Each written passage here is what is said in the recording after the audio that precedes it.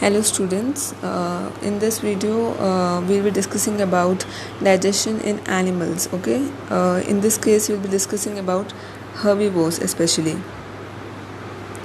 right? Herbivores. We know that herbivores are animals which depend on plants and different types of plants for their nutrition.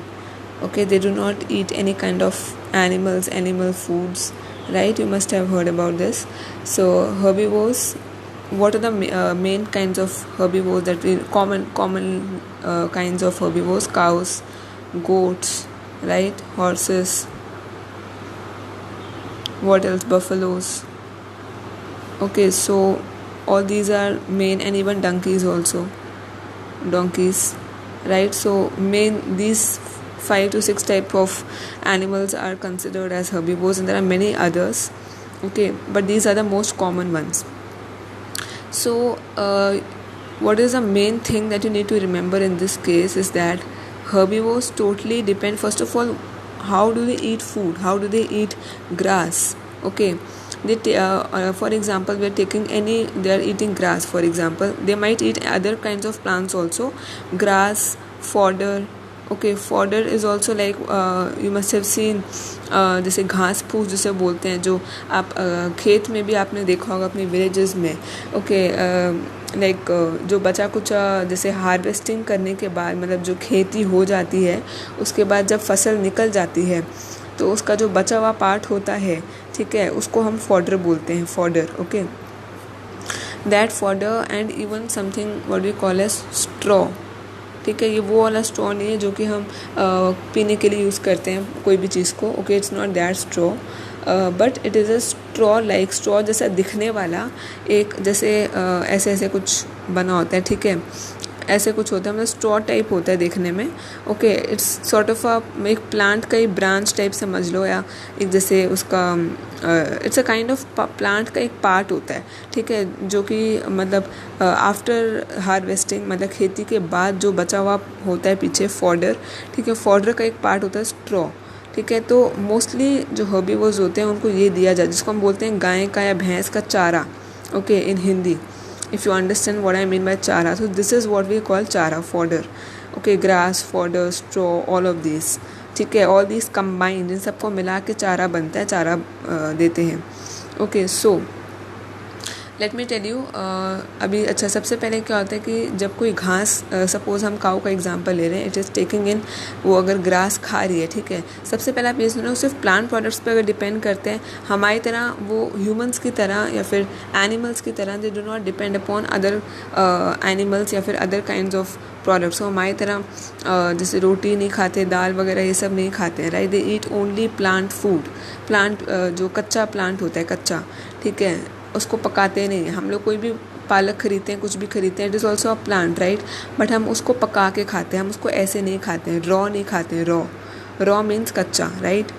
लेकिन जो ऐसे animals होते हैं वो उसको रॉ खा लेते हैं. अब जब हम किसी चीज़ को पकाते हैं तो क्या होता है कि जो प्लांट सेल्स होते हैं, राइट, प्लांट सेल से ही तो प्लांट टिश्यू बनता है कि नहीं. प्लांट टिश्यू जो लीव्स होती हैं, आपको मैंने पहले ही बताया था, जो लीव कोई भी होती है तो उसके अंदर बहुत सारे ऐसे लेयर्स होती हैं टिश्यूज़ की, और हर एक लेयर पे ऐसे टाइल की तरह ऐसे सेल्स होते हैं. ये हो गए प्लांट सेल्स आपके, राइट, प्लांट सेल्स हो गए. तो ऐसे कोई भी लीफ है, चाहे वो पालक की लीफ है, चाहे वो कोई भी टाइप की लीफ है, मैं आपको पालक का एग्जांपल दे रही हूँ. तो हम लोग क्या, हम उसको ऐसे कच्चा नहीं खाते हैं कोई भी चीज़ को. उसका रीज़न ये है क्योंकि वो ऐसे डाइजेस्ट नहीं होगी हमारी बॉडी में. क्यों? क्योंकि इफ़ आई टोल्ड यू, हमारी बॉडी में सेलुलेज नाम का एंजाइम मिसिंग होता है, it is not present. Cellulase अगर होगा तो वो ऑटोमेटिकली इसको ब्रेक डाउन कर देगा, ठीक है, into smaller parts to gain energy, to gain nutrients from it. ठीक है, उसको ऑटोमेटिकली ब्रेक डाउन कर देगा. सेलुलेज की हमें क्यों ज़रूरत पड़ती, सेलुलेज की ज़रूरत क्यों होती है? क्योंकि जितने भी प्लांट सेल्स होते हैं, ठीक है, जैसे अगर मैंने एक प्लांट सेल बनाया, I told this to you before also, कि दे आर उनकी जो वॉल होती है, ठीक है, एक थिक वॉल मैं अगर बनाऊँ तो it is made up of something what you call as cellulose. ठीक है, मैं यहाँ लिख रही हूँ सेल्यूलोस. ठीक है, cellulose is also a kind of, जैसे स्टार्च होती है, आपको मैंने बताया था रिपीटिंग यूनिट्स होते हैं, वैसे ही सेल्यूलोस भी एक तरह का रिपीटिंग यूनिट ही होता है. ठीक है, रिपीटिंग यूनिट बोल रही हूँ, sorry, chain of repeating units होती है, ठीक है।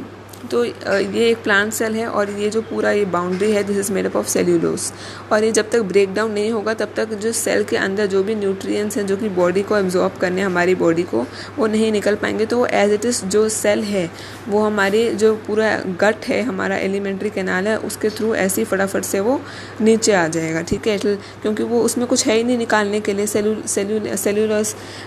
सेल्यूलेज जो है, सेल्यूलेज एंजाइम नहीं है, तो उसको ब्रेक डाउन कैसे होगा, उसमें से न्यूट्रिएंट्स कैसे निकलेंगे, राइट। तो इसीलिए क्या बोलते हैं, जो भी हम प्लांट प्रोडक्ट खाते हैं, whether it's a fruit, whether it's a vegetable, ठीक है, ये सारी चीज़ें बहुत जल्दी डाइजेस्ट हो जाती हैं, ठीक है। डाइजेस्ट मतलब फटाफट से नीचे चली जाती हैं डाउन द एलिमेंट्री कैनाल, ठीक है, बिकॉज इनको इतना टाइम नहीं लगता है। ये कोई एंजाइम वगैरह जैसे लाइपेज हो गया या दूसरे एंजाइम, प्रोटीन के जो दूसरे एंजाइम्स होते हैं प्रोटीन को ब्रेक डाउन करने वाले, वो वाले इसमें उनका कोई काम नहीं है, वो कोई रोल प्ले नहीं करते हैं, सिर्फ सेल्यूलेज का काम होता है which is absent in humans, right. Okay, अब कमिंग बैक टू हर्बीवोर्स, उनके केस में क्या होता है कि as a depend upon plant for gaining the nutrition, तो ऑब्वियसली उनको किसी ना किसी तरह चाहिए उनकी बॉडी को कि वो सेल्यूलोज जो है, ये जो सराउंडिंग सेल्यूलोज होता है, ठीक है, इसको किसी तरह से वो मतलब काट सके, इसकी जो लेयर है उसको काट के ये प्लांट सेल्स में से न्यूट्रिएंट्स एक्सट्रैक्ट कर सके, निकाल सके, राइट। तो वो सेल्यूलोज की जो लेयर है वो किससे निकलेगी, सेल्यूलेज से, ठीक है। अभी सेल्यूलेज कहाँ प्रेजेंट होता है, सेल्यूलेज जो हर्बीवोर्स होते हैं उनके स्टमक में, ठीक है, देयर इज़ अ स्ट्रक्चर, ठीक है, उसके अंदर हम कह सकते हैं एक स्ट्रक्चर होता है, इसको बोलते हैं सीजम, ठीक है।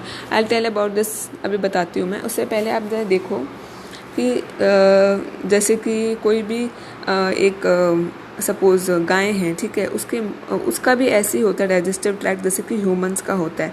अगर मैं एक गाय का ऐसे बना दूँ, ठीक है, इसके अगर सींग है मान लो, ठीक है, ऐसे बना दूँ, तो ऐसे गाय का स्ट्रक्चर है। फॉर एग्जांपल ये इसके पीछे पूंछ है, ठीक है, और ये इसके ऐसे पाँव बना दिए मैंने, और इसका माउथ है, ठीक है। तो माउथ से यहाँ से शुरू होगा उसकी ईसोफेगस, ठीक है, ऑब्वियसली फूड पाइप। अब इसमें बकल कैविटी का कोई स्ट्रक्चर नहीं होता है, ठीक है, बकल कैविटी नाम का कुछ नहीं होता है। ये इसका माउथ है, ठीक है, माउथ हो गया, ओके। और ये हो गया ईसोफेगस, ठीक है, ये ईसोफेगस जो मैं बना रही हूँ ईसोफेगस है। फिर यहाँ से शुरू होता है स्टमक। अब जो स्टमक है उसको बोलते हैं र्यूमन, ठीक है, जो एनिमल्स का जो स्टमक होता है हर्बीवोर्स का, उसको बोलते हैं र्यूमन, ठीक है। अब आप देखो ये मैंने बनाया है स्टमक या र्यूमन, ओके, र्यूमन, राइट। अच्छा, उसके बाद क्या हो रहा है कि यहाँ से आपकी शुरू हो रही है स्मॉल इंटेस्टाइन, ठीक है, ये वाली, you can see this small intestine, SI लिखा है मैंने।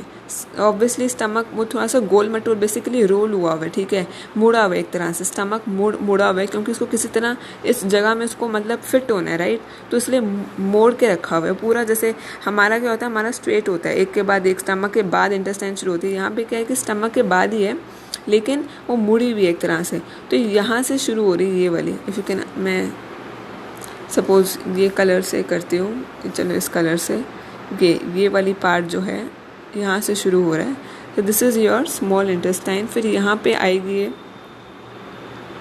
यहाँ पे यहाँ पे इकट्ठी हो जाएगी, आई एम सॉरी, ये वाला नहीं, एक सेकेंड,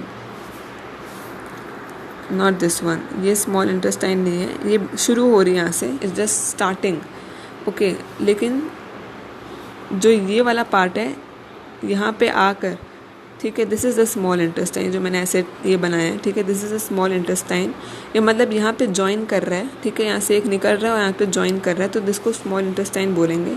और ये पूंछ की तरफ, ठीक है, पूंछ की तरफ होती है, इसको हम बोलते हैं लार्ज इंटेस्टाइन। सपोज़ मैं यहाँ पे पूंछ, जस्ट पूंछ जहाँ से शुरू होती है ना, सपोज़ आप मान लो यहाँ से शुरू हो रही है पूंछ, the tail is starting from here, okay, ऐसे, तो जो आपकी स्मॉल इंटेस्टाइन है वो जस्ट यहाँ तक, या फिर मैं इसको ऐसे दिखा देती हूँ एक मिनट,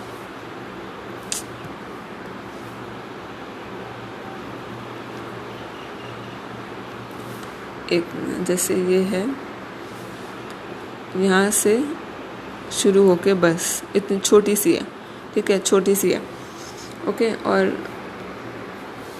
यहाँ पे इसकी पूंछ शुरू हो रही है बस, ठीक है, ये पूंछ है इसकी,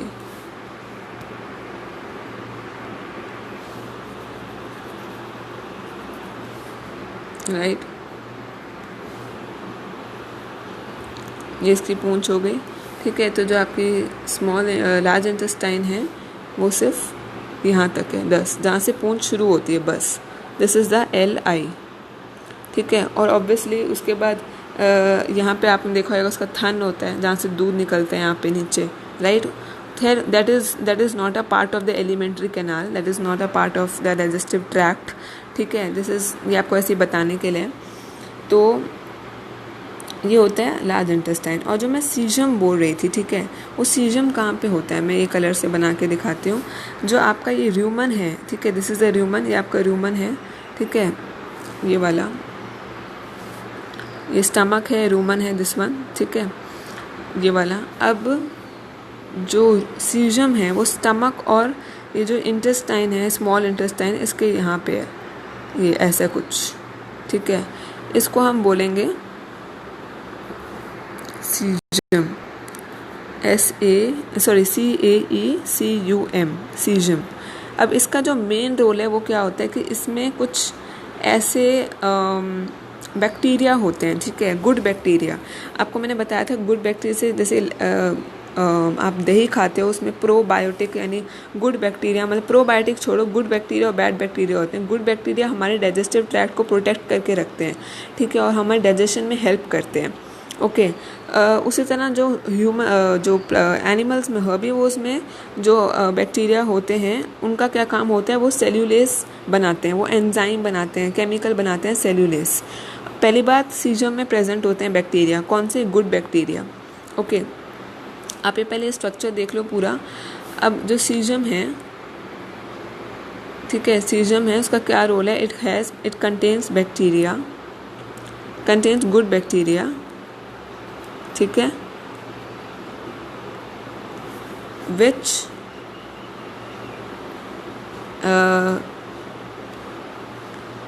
help in the digestion of what, of cellulose, right, cellulose, ठीक है। तो ये इनका मेन काम होता है बैक्टीरिया का, which are present in the caecum of herbivores, right. तो आप एक बार डायग्राम वो आप प्रैक्टिस ज़रूर करना, it will be easier for you to understand. So this is the main thing. और हाँ, सबसे इम्पॉर्टेंट ये चीज़ भी है जो मैंने आपको वो बताया था डाइजेस्टिव ट्रैक्ट का, ठीक है, कि ये मैंने आपको बता दिया उसका स्ट्रक्चर कैसा होता है, डाइजेस्टिव सिस्टम ऑफ हर्बीवोर्स कैसा होता है, ठीक है, स्ट्रक्चर बताया, ओके। अब हम नेक्स्ट वीडियो में बात करेंगे कि कैसे डाइजेशन होता है हर्बीवोर्स के अंदर, ओके। So stay tuned.